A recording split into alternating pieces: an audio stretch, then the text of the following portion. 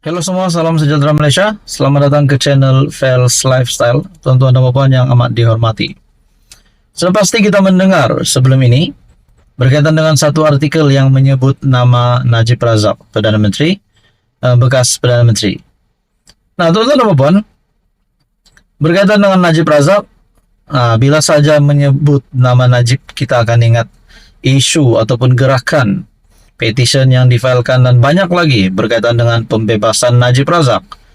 Ada yang kata justice for Najib, mahu Najib dibebaskan. Nah, akhirnya saudara-saudara, terdapat satu lagi kejutan, di mana Najib Razak yang dihantarkan ke hospital. Apa yang berlaku?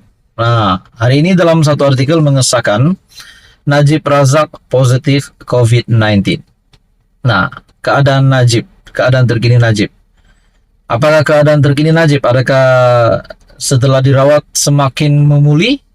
Ataupun mungkin semakin ada yang kata mungkin persoalan timbul. Adakah Najib sakit teruk? Adakah Najib semakin sehat? Sudah pasti kita sebagai rakyat Malaysia yang baik, kita akan mendoakan yang terbaik untuk Najib Razak berkaitan dengan kesehatannya. Nah, mungkin ini juga satu berita baik di mana berkaitan dengan gerakan Najib dibebaskan, gerakan untuk membebaskan Najib. Akhirnya Najib bebas, tapi sementara saja, bebas ke hospital saja. Nah, teman-teman, bukan itu yang kita nak cakap hari ini. Apa keadaan terkini Najib? Satu artikel mengesahkan Najib Razak positif COVID-19. Bekas Perdana Menteri Datuk Seri Najib Razak dilaporkan dijangkiti COVID-19 pada Rabu. Artikel ini pada November 1. Dalam satu kenyataan, pegawai khasnya Muhammad Mukhlis Maghribi memaklumkan Najib Razak dikejarkan ke Hospital Kuala Lumpur pada Selasa selepas beliau mengadu demam. Setelah pemeriksaan dilakukan dokter pakar, beliau didapati positif COVID-19. Dalam pada itu, Najib dilaporkan berada dalam keadaan stabil dan sedang menjalani kuarantin dan rawatan di Hospital Kuala Lumpur.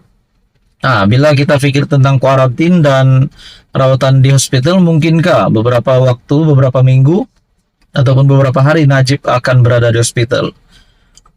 Sementara itu, Mukhlis mewakili keluarga Najib Razak berterima kasih kepada pihak penjara, khasnya Penjara Kajang dan Hospital Kuala Lumpur, di atas tindakan pantas memberi rawatan.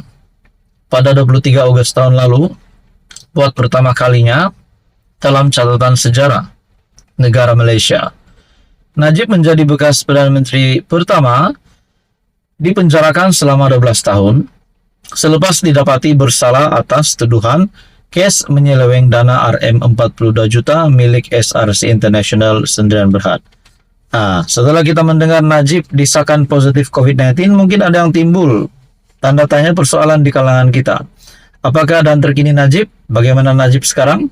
Adakah semakin sehat ataupun semakin pulih? Nah, jawabannya Najib disahkan stabil dan juga Najib dirawat dan kuarantin di Hospital Kuala Lumpur.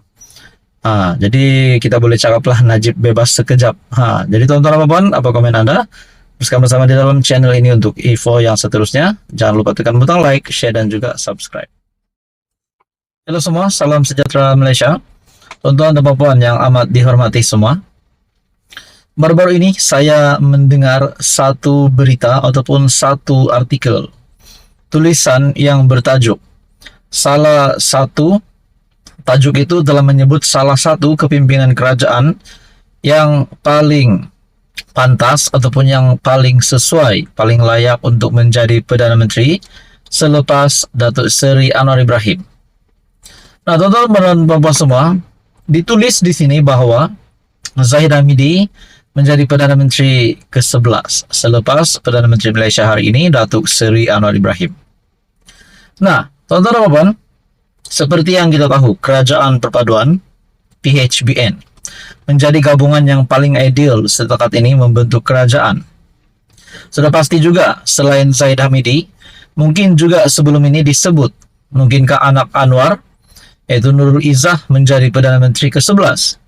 Mungkinkah juga RR ataupun Rafizi Ramli, ataupun mungkin juga Saifuddin Nasution. yang disebut-sebut bakal menggantikan tempat Anwar selepas ini. Disebabkan pada PRU 2027 nanti, umur Datuk Seri Anwar Ibrahim yang akan umur Datuk Seri Anwar Ibrahim pada ketika itu adalah 80 tahun. Nah, mungkin sudah tiba masanya untuk Datuk Seri Anwar Ibrahim berundur diri ataupun mungkin masih lagi kekal sebagai Perdana Menteri. Nah, di dalam tulisan dari Syahbudin Husin, Zahid Hamidi bakal PM11. Di dalam artikel ini, menurut Syahbudin, beberapa hari lalu, sahabat saya penulis Muhammad Sayuti Omar atau MSO menulis satu artikel bertajuk Siapa Perdana Menteri Selepas Anwar Ibrahim. Saya segera tercuit hati dengan tulisan beliau itu lantaran saya juga terfikir isu yang sama sejak 2-3 minggu kebelakangan ini. Cuma berikutan Anwar belum lagi setahun memegang jawatan Perdana Menteri, saya merasakan agak terlalu awal jika saya menulis mengenai pengganti beliau. Tetapi terlanjur MSO sudah menulis mengenainya, maka saya berasakan tidak perlu saya pendam lagi apa yang saya rasa itu menurut Syahbudin. Siapa sebenarnya paling berpotensi untuk jadi Perdana Menteri selepas Anwar? Oke, sebelum saya meneruskan ulasan dari Syahbudin, saya meminta Anda komen di bawah. Adakah Zahid Hamidi layak untuk menjadi Perdana Menteri ke-11 selepas Datuk Seri Anwar Ibrahim? Disebabkan Zahid Hamidi adalah seorang pemimpin yang mempunyai banyak pengalaman di dalam kementerian. Dalam tulisan ini, Anwar sementara hampir pasti akan kekal sebagai PM sehingga PRU 16 yang dijangka akan diadakan pada 2027. PH dan BN juga dipercayai akan terus bekerja sama dalam menghadapi PRU tersebut. Gabungan PH-BN secara realitinya adalah kerjasama paling ideal dan saling melengkapi.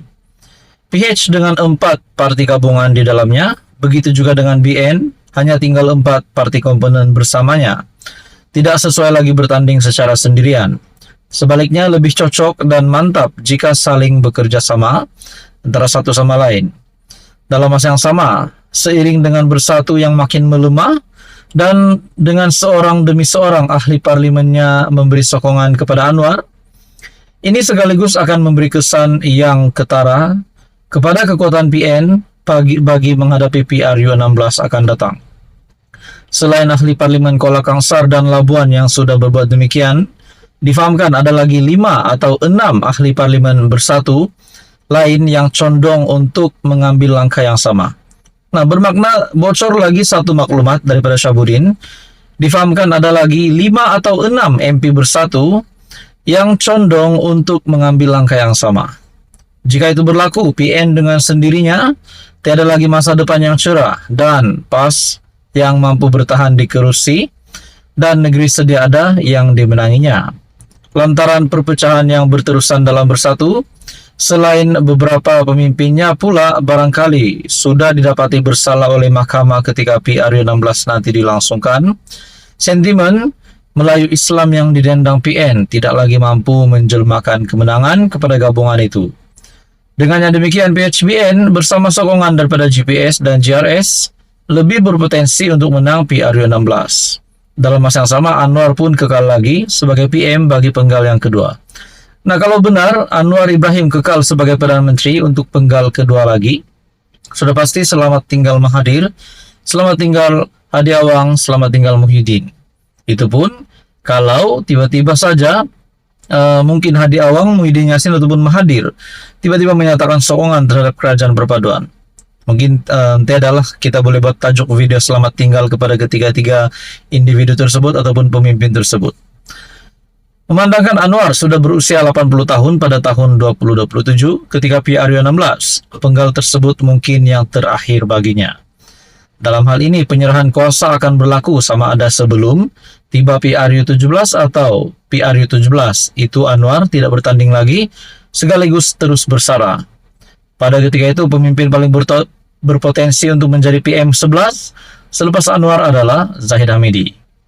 Selain ada rekod 2 kali menjadi timbalan Perdana Menteri, serta banyak pengalaman menerajui beberapa kementerian.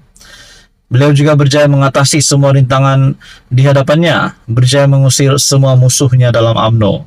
membebaskan dirinya daripada Igawan Kes Mahkamah, Berjaya kembali memegang kuasa sebagai orang nomor 2 dalam kerajaan, dan kini hampir tidak tergugat lagi kedudukan singgasana kepresidenan Parti Melayu itu untuk beberapa tahun akan datang.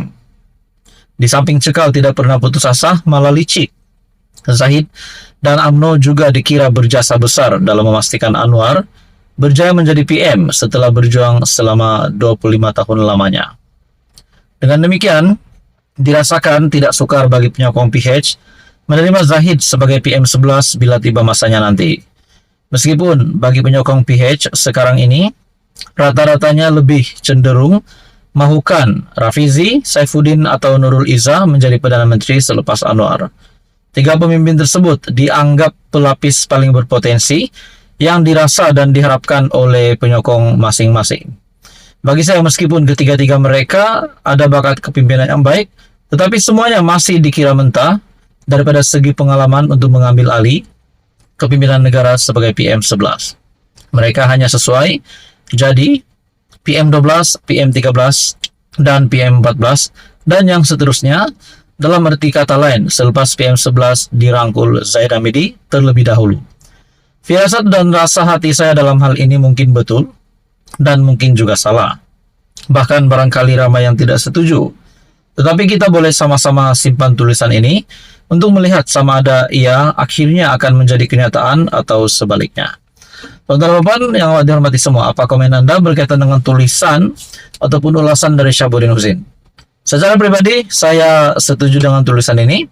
Sama ada ia betul ataupun ia akan berlaku, tidak akan berlaku, sama ada ia akan jadi kenyataan ataupun tidak, semua itu kita nantikan dan terpulang.